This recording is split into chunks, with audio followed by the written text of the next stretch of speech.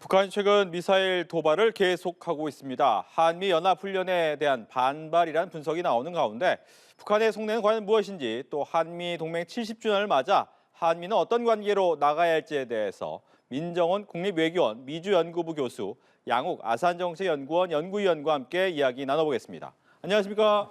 어서 오십시오. 일단 미사일 계속 쏴요. 근데 보니까 어제는 SLBM 얘기가 나왔는데 기존하고 좀 다른 겁니까?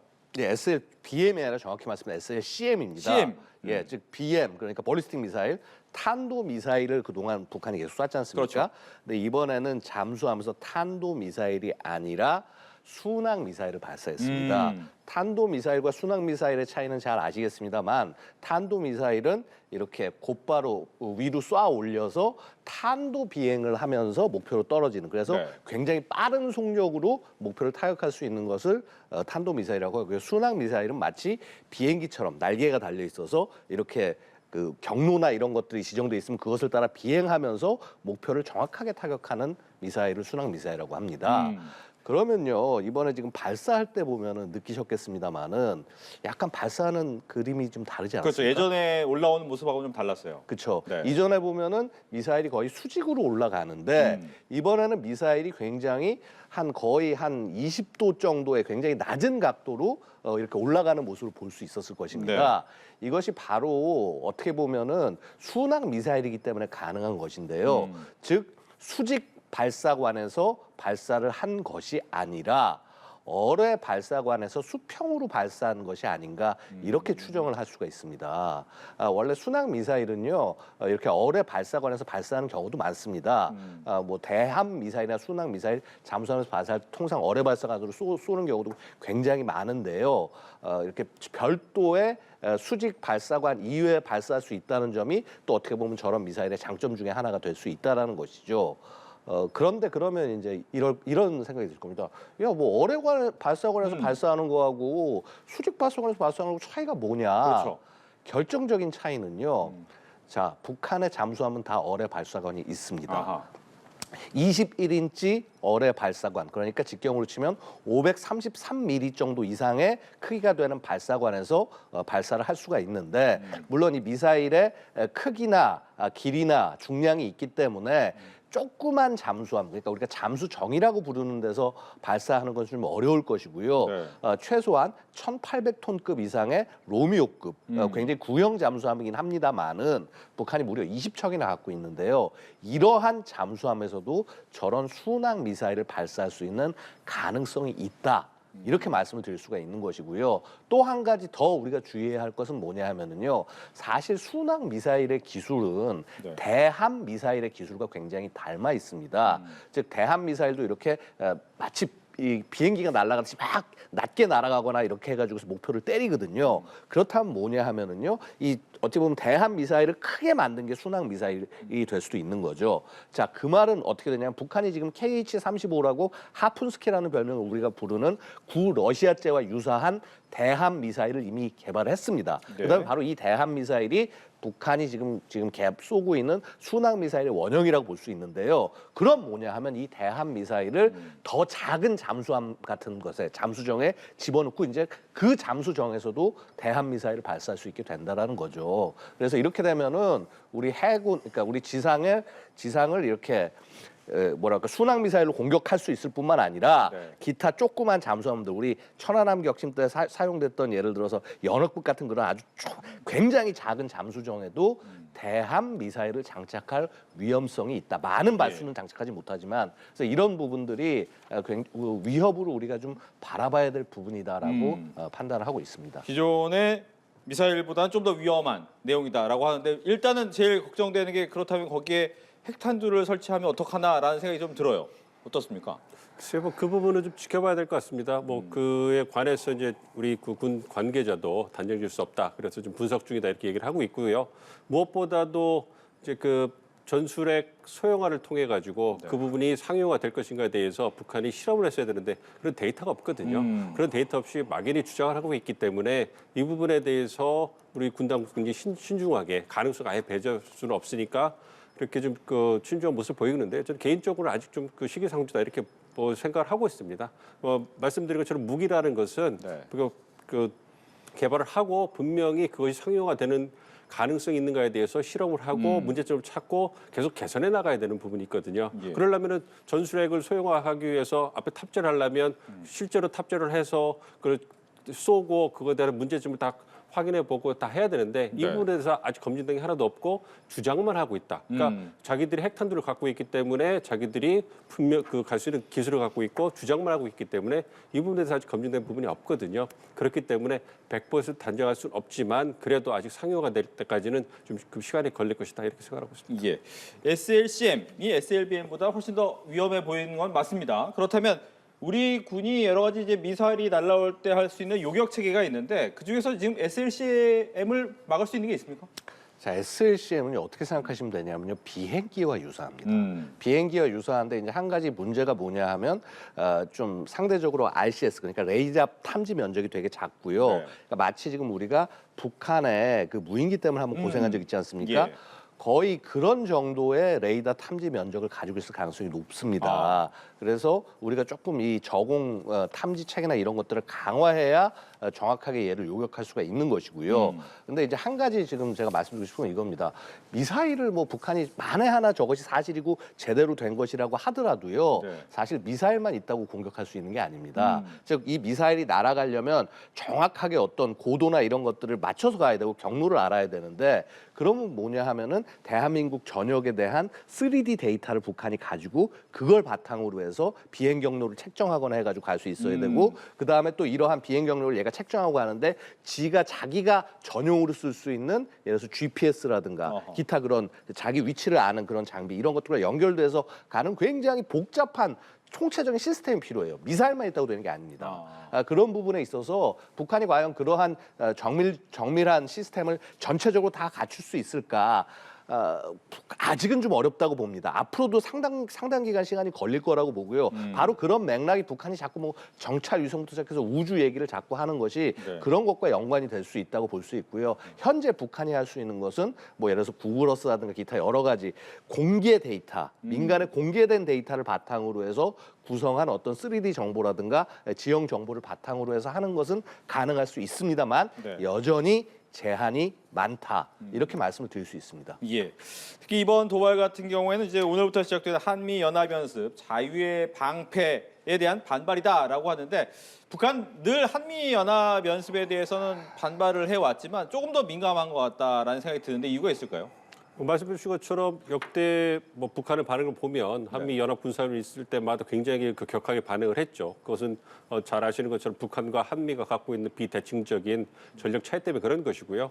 그리고 북한이 그 제재에 의해서 어떤 전략난에 의해서 제대로 레이더가 작동하기 어렵고 그리고 비행기가 뜨기 어려운 상태에서 어떤 스텔스 기능이 가진 전략 폭격기라든지 전략 전투기가 그 한반도를 상공을 돌아다녔을 때 탐지할 수가 없거든요. 아하. 그렇다면 그 김정은이나 그 수뇌부가 갖는 그 두려움이라는 것은 이루 말할 수 없을 것이거든요. 그러한 부분이 있는데 이번에는 말씀해 주신 것처럼 2018년 이후에 대규모의 연합 그 군사훈련이 다시 재가동됐단 말이에요. 네. 그리고 11일 동안 전쟁 상태를 가정해서 하루도 쉬지 않고 계속적으로 한국과 미국이 훈련하고 있는데 이것이 과거 18년 같은 경우에 독수리를 같은 경우에는 대규모 방어 작전에서 그런 전국급 훈련이었는데요. 네. 이번에는 방어뿐만 아니라 격퇴 그리고 북한의 안정까지 한 두 단계에 거쳐서 쉼 없이 그런 훈련을 한단 말이에요. 그 얘기는 한미 훈련이 방어 훈련에서 끝나는 것이 아니라 그것을 적극적으로 극복하고 한번 남북 상황을 안정적으로 관리하는 이런 부분까지 진전해 나가는 것이니까 북한의 수뇌부 입장에서 본다면 자기들을 정권을 갖다 뒤집어 버리고 공격할 수 있구나. 그런 가능성이 있으니까 공격적인 성향이 굉장히 강하다 이렇게 받아들일 수 있는 거죠. 거기에다가 이제 잘 알려진 것처럼 미국의 전략 자산들이 대규모 한반도로 올 거 아닙니까? 니미츠 핵 항모 전단이 오고요. 항모 전단은 그 미국 그 해군력에서 최상이고 그것이 가장 그 미국이 갖고 있는 최상의 전력인데다 그것뿐만 아니라 이제 핵 잠수함이라든지 그다음에 비연비 어떤 전략 폭격기 그러니까 미국이 갖고 있는 3대 전략 자산들이 다 한반도로 동원될 거란 말이에요. 네. 그렇게 본다면 북한이 느끼는 위협은 과거보다 더 심할 것이기 때문에 북한의 반발은 그거는 뭐 얘기하는 거다 이렇게 말씀드리고 예. 싶습니다. 최장기간이에요. 그리고 끊임없이 훈련을 하는데 잠깐 설명을 해주셨지만 이게 공격적인 성향도 있다라고 이제 북한에서는 볼 수 있는 부분이 들어가 있는 건가요? 아니 기본적으로 그 상대방이 공격해 오는데 반격을 할 수밖에 없으니까요. 그렇죠. 당연하죠. 당연히 그러다 보면 반격이라고 하는 것이 뭐 딱 거기서 끝나는 것이 아니라 예를 들어서 결국 공격을 내리는 적의 수뇌부를 무너뜨려야 됩니다. 반격을 하다 보면. 네. 결국 그런 것 자체가 두려우면 공격을 안 하면 되는 겁니다, 북한이. 그리고 이렇게 말씀드릴 수 있겠고요. 자, 일단은 이게 최장이라고는 얘기하는데요. 네. 사실은 뭐 그렇게 최장을 이렇게 강조할 필요는 없을 것 같습니다. 왜냐하면은요, 실제 과거에 이제 우리가 이 하던 훈련 전신에 해당하는 것이 지금 이 프리덤 실드의 전신에 해당하는 게 키 리졸브와 네. 폴 이글 훈련 이 두 가지 훈련의 전신입니다. 키 리졸브는 이제 뭐 대한민국 상황이 발생했을 때 미군이 중원돼서 이렇게 방어하고 그다음에 반격하고 하는 거를 2주 동안 훈련을 해요. 근데 2주 동안 하는데 어떻게 하냐면 1부와 2부를 나눠서 중간에 휴지를 두고 하는 겁니다. 그러니까 사실상 지금 11일을 쉬지 않고 하는 건데 실제 훈련하는 기간은 거의 비슷한 거예요. 아하. 근데 하지만은 이제 중단 없이 실제 전쟁 상황이다, 최악의 상황이다라고 생각을 하고 그렇게 쫙 훈련을 한다라는 점에서 차이가 있는 것이고요. 네. 자, 또 하나 차이는 뭐냐 하면요. 프리덤 실드가 좀 약간 되게 재밌는 것이 제가 아까 말씀드렸다시피 과거에는 키 리졸브와 포리글 독수리 훈련이라고 하는 두 가지가 있었어요. 키 리졸브는 사실 지휘소 훈련입니다. 그러니까 지휘만 하는 거고 그다음에 포리글은 밑에 이제 부대들이 기동하는 훈련인데 사실은 양쪽이 그렇게 딱 아구가 맞아 떨어지지 않는 측면들이 일부 있었어요. 근데 이번엔 프리덤 실드를 하면서 여러 가지 하위 훈련들을 다 같이 여기다 붙여가지고 20여 개의 훈련을 붙여서 이제 전체적으로 한번 전범을 실제로 해보는 해보았다. 겁니다. 이런 왜냐하면요 거군요. 이게 2019년에 사실상 키 리졸브와 그 포리글이 없어졌거든요. 2019년 2월에 하다가 사실 중간에 없어진 거나 마찬가지입니다. 원래 1부, 2부가 있는데 1부만 하다가 2부 훈련 아예 안 하고 없애버렸어요. 그리고 지금 훈련 안 한 게 3년이 다 됐는데 당연히 지금 훈련을 굉장히 종합적으로 입체적으로 하지 않으면 그야말로 연습을 하지 않으면 전반적으로 어떻게 전시에 어떻게 돌아가는지 모릅니다. 예. 그런 상태로 거의 한 3년 이상 지금 우리 군대가 지속이 되어 온 거예요. 그래서 이런 부분들을 빨리 바로잡자고 작년부터 했지만은 이렇게 사실 어떻게 보면 워밍업하는 단계라고 볼 수 있고요. 작년까지는 자 올해 바로 이 프리덤 쉴드 훈련으로 전부 한번 모아서 제대로 한번 훈련해보는 그런 자리가 되는 겁니다. 그러니까 당연히 중단 없이 한번 계속 쫙 해보자라는 얘기가 나올 수밖에 없는 것이죠. 네. 그렇다면 이제 문제는 이 약 11일 동안 훈련한 기간에 북한이 당연히 여기에 대한 반발을 할 거예요. 어떤 식의 도발이 있을까요? 기본적으로 그러니까 과거의 행태라면은 네. 북한은 이렇게 한미 연합 훈련하는 기간 동안은 살살 눈치 보면서 처음에 시작할 때 한번 미사일 쏘고 혹은 이제 끝나고 난 다음에 이제 거의 미군 거의 물러갈 때쯤에서 미사일 쏘고 그래서 야 우리는 얘들 이겼다 하면서 정신 승리하는 데서 끝나는데 자 이게 작년부터 좀 약간 북한의 모습이 틀립니다. 아시다시피 이렇게 한미 연합 훈련을 하면은 자기들도 같이 대응 훈련을 해요.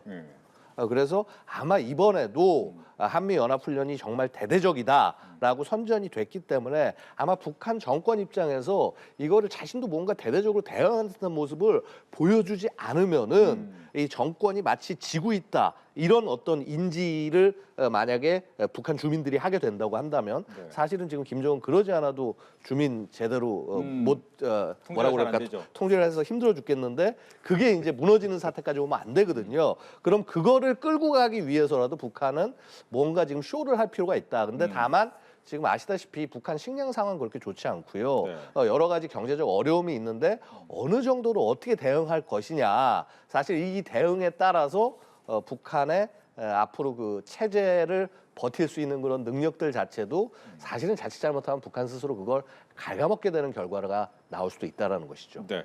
도발은 할 것 같다. 그렇다면 어떤 대응이 좀 필요할까요, 우리는?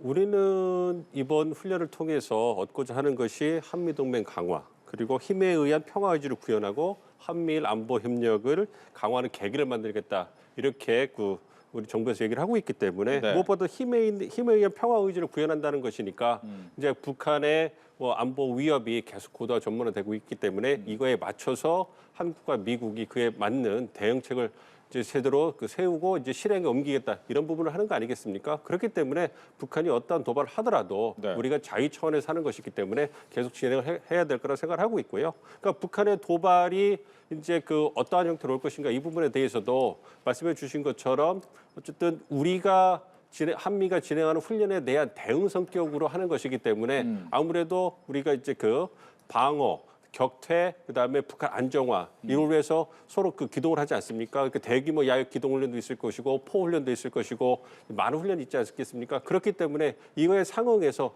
북한도 그거에 대응한 능력을 보일 수 있을 것이다.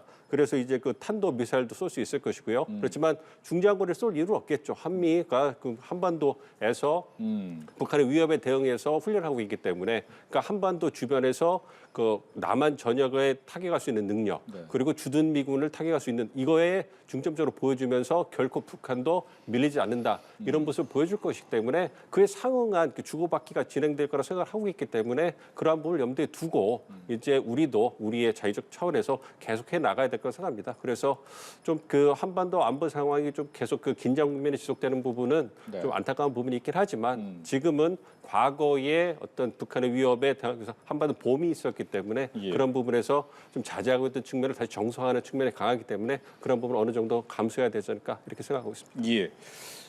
근데 이제 한미 연합 훈련 기간 안에 또 이제 기시다 후미오 총리와의 이야기도 있을 것이고 그때 또 지소미아 얘기도 나올 거고 또 한미일 또 한국과 미국 간의 또 정상회의도 있고 그러면 시간이 굉장히 길어진단 말이죠. 이 시간에 그럼 계속 도발이 있을 수 있겠네요.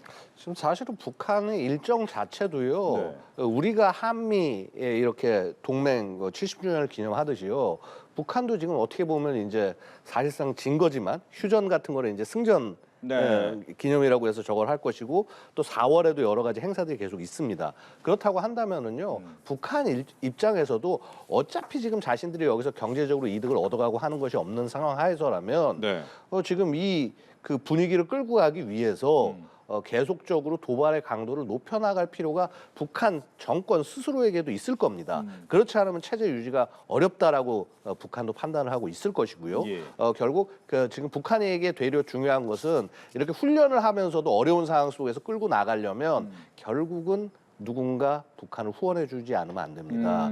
결국 중국의 후원을 얼만큼 받아내느냐. 그래서 경제적 지원이나 이런 것들, 인도적 지원 같은 것들을 얼만큼 끌어낼 수 있냐가 지금 북한이 올해를 버텨나가는 키워드 중에 하나가 되지 않을까 생각이 됩니다. 예, 한미동맹 70주년 올해입니다. 좀 기존과는 다른 좀 업그레이드된 동맹의 변화를 좀 맞이할 수 있을지 어떻게 좀 예상을 먼저 하고 계신지 궁금합니다. 이제 뭐 그렇게 예상하고 있습니다. 그 글로벌 포괄적 전략 동맹으로 한미 동맹을 발전시킨다는 것이 지금 수년째 한국과 미국이 추구하고 있는 바거든요. 그렇죠. 그래서 그러한 연장선상에서 이제 세 번째 한미 정상회담이 열린다 이렇게 볼 수가 있을 텐데요. 그러니까 2021년, 2022년, 2023년 해가지고 한미 동맹의 글로벌 포괄 전략 동맹, 즉 한반도 안보 상황을 안정적으로 관리하기 위해서 무엇보다도 북한의 핵 능력과 미사일 능력이 고도화 전문화됐기 때문에 그에 상응하여 대응할 수 있도록 확장적 실행력이죠. 그걸 강화하는 부분. 그래서 이 부분에서 한국이 적극적으로 참여할 수 있는 방안을 한미가 논의하는 그러한 최고 지도자급에서 논의하는 장이 될 거라고 생각을 하고 있고요. 이와 더불어서 글로벌 포괄적 전략 동맹으로 발전하고 있기 때문에 군사안보뿐만 아니라 경제, 기술, 문화교류, 에너지 다양한 부분에서 이제 동맹의 협력이 강화되고 있기 때문에 이 부분에서 한미가 어떠한 협력의 모습을 보여줄 것인가. 특히 많이 지금 논의가 되고 있는 경제적 측면에 있어서 한국 기업들이 피해나는 부분에 대해서 어떻게 최소화할 수 있을 것인가. 그리고 이걸 뛰어넘어서 어떻게 미국 중심의 공급망 재편 그 과정에서 한국의 핵심 동맹국으로서 한국의 이익을 보호받으면서 중국의 견제를 피해 나가는 그런 모습을 보여줄 수 있을 것인가. 그러한 과정에서 미국은 어떠한 모습을 한국에게 보여줄 수 있을 것인가. 배려를 해줄 수 있을 것인가. 이런 부분에 대해서 논의를 할 것이고요. 이제 한반도를 넘어서 인도태평양 지역까지 한미동맹이 발전해 나가고 있기 때문에 그러면 인도태평양 지역에서 한미동맹이 지역동맹으로 발전할 때 어떠한 역할을 하는 것이 한국과 미국의 국익에 필요한 것인가. 이 과정에서 우리는 어떻게 우리의 국익을 담보할 수 있을 것인가. 이런 부분에 대해서 한미가 적극적으로 논의를 하고 계속 발전시켜 나가는 그러한 발전 단계의 하나의 만남이다 이렇게 생각하고 있습니다. 예, 말씀하신 것 중에서 딱 두 개만 더 질문을 드리면 즉 두 가지의 배려 아닌 배려가 필요하다고 생각이 되는 것. 첫 번째는 핵 억제력을 위해서 해구산을 과연 그러면 어느 정도 할 수 있느냐라는 부분에 대해서 바이든 대통령은 잘 얘기를 안 하고 있다는 말이죠. 그 부분에 대한 얘기가 나올 것이냐. 두 번째는 반도체 문제 때문에 우리 공급망이 어려운데 여기에 대해서 미국의 국익을 조금은 낮추더라도 동맹을 생각해 줄 것이냐. 이 부분은 어떻게 진행될 것을 보십니까? 말씀하신 것처럼 첫 번째로 이제 그 핵 확장 억제력, 그러니까 네. 미국 확장 억제력을 실행하는 데 있어서 한국이 얼마만큼 참여할 수 있을 것인가 이런 부분에서 이제 나토식 핵 공유, 물론 이제 한반도 핵을 배치한다든지요, 한국이 독자적으로 핵무장하는 거에 대해서 미국이 결코 용납하지는 않을 거라고 생각하고 있습니다. 그렇지만 그 과정에서 한국이라든지 일본, 즉 아시아의 핵심 동맹들이 북한의 핵 위협에 대해서 굉장히 불안감을 느끼고 있기 때문에 미국이 어떤 영내에서 중국 견제하기 위해서 동맹들의 마음을 사는 게 필요하잖아요. 그래서 그 부분에 있어서 보다 적극적인 모습을 지금 보여주고 있습니다. 그렇기 때문에 어떠한 형태로든지 어떤 그 핵 능력을 발산하는 데서 기획을 한다든지 실행을 한다든지 이런 부분에서 한국이 보다 적극적인 역할을 할 수 있는 그러한 그 제도화된 모습을 보여줄 거라고 생각을 하고 있고요. 이러한 부분은 그 다음 달 그 정상회담이 있을 때까지 계속 논의를 해서 치열하게 양국이 논의를 할 거라고 생각을 하고요. 한편으로는 이제 경제 부분에 있어서는 이 부분도 쉬운 게 아닙니다. 왜냐하면 우리는 우리의 그 이익이 있는 거고요. 미국은 미국 이익이 있는 것이고요. 그리고 특히 바이든 대통령이 내년 재선을 앞두고 이 부분을 굉장히 미국 내 표심을 움직이기 위해서 강조하고 있거든요. 그러한 과정에서 그러한 큰 틀에서 미국 내 양질의 일자리를 만들어내기 위해서 미국으로 제조업을 갖다가 다시 돌리고 있다. 네. 이걸 강조하고 있는데 한국만 쏙 빼서 혜택을 주기는 쉽지 않을 거예요. 그래서 큰 틀의 법을 유지하더라도 시행령이라든 행정명령에서 한국이나 일본, 유럽 동맹들을 배려해주는 이러한 모습으로 보완을 해나갈 거라고 생각하고 있기 때문에 이러한 부분에서 내년 그 다음 달 정상회담까지 양국에서 치열하게 논의를 통해서 얼마만큼 배려하고 얼마만큼 얻어낼 수 있을 것인가 이 부분 논의할 거라고 생각하고 있습니다. 알겠습니다. 지난해 같은 경우에도 핵실험을 할 수도 있다 이런 얘기 나왔는데 결국 안 했습니다. 그런데 이제 핵실험을 과연 할 것이냐 이 부분에 대해서 두 분께 같은 질문을 드리겠습니다. 어떤 예상하십니까? 기본적으로는 쉽지 않을 거라고 봅니다. 이유는 두 가지입니다. 네. 자, 일단은 기술적인 측면인데요. 지금 아까도 뭐 우리 북한이 뭐 미사일 쏘면서 전략 미사일 쏘면서 전략 순항 미사일이라고 하면서 안에 핵탄두를 장착했다 얘기하지만은요. 이게 지금 북한이 핵탄두를 기존에 만들었다고 하지만 작게 만드는 건 되게 어렵습니다. 가볍게 만드는 거. 왜냐하면 지금 북한이 만든 게 6차 핵실험, 7차 핵실험에서 보여준 장구형 그러니까 그 미러볼형, 장구형 두 가지인데, 네. 자 예를 들어서 미러볼형 같은 경우 그나마 가벼운 건데 얘가 500kg에서 650kg 정도 사이로 추정을 해요. 근데 얘를 만약에 지금 아까 얘기한 순항 미사일에 집어넣으려고 하면은요, 직경이 거의 한 30cm 정도의 길이가 한 60cm 정도로 만들어야 돼요. 그리고 무게는 200kg으로 줄여야 됩니다. 이거 어렵습니다. 네. 이거 하루아침에 될 수 있는 것이 아니고요. 그러니까 지금 북한이 현재 갖고 있는 핵탄두 개발의 어떤 기술 능력을 뭐 정확하게 이렇게 어떤 시기로 평가하는 건 그렇지만 마치 냉전식으로 치면 한 60년대 초 정도의 핵탄두 기술 정도를 갖고 있다고 말씀을 드릴 수가 있는데 저걸 순항 미사일에 집어넣어서 쏘는 게 되려면 80년대 수준의 기술이에요. 굉장히 그 기술을 뛰어넘어야 됩니다. 그래서 이게 쉽지 않을 거라는 게 한 가지고요. 두 번째 문제는 뭐냐면은요. 사실은 지금 핵실험하기 너무 좋은 시기입니다. 왜냐하면 아시다시피 우크라이나 전쟁으로 인해서 유엔 안보리가 지금 제대로 작동하지 못해요. 중국도 지금 어찌 보면 감싸고 있는 상황이고. 자, 그럼 이때 해야 되는데, 자, 문제는 뭐냐 하면 아까도 잠깐 말씀드렸지만 북한이 지금 체제를 버텨나가려면 중국 지원을 받아야 되지 않습니까? 북한이 핵실험을 너무 자주 하면은 사실 중국한테 지원을 못 받습니다. 대려 핵실험을 할 것처럼 하면서 자꾸 상황을 높여야 중국한테 뭔가 이렇게 뜯어내기가, 죄송한 표현이, 좀 뭔가 이렇게 받아내기가 네. 편한 그런 모습이기 때문에 네. 그런 접근을 할 가능성이 굉장히 높지 않냐. 그래서 핵실험할 것 같은 태세로 계속 어찌 보면 하면서 이렇게 중국 지원을 끄집어내는 게 북한으로서는 굉장히 영리한 전략이 될 것이다. 올해를 버티는. 네. 이렇게 말씀드릴 수가 있겠습니다. 어떻습니까?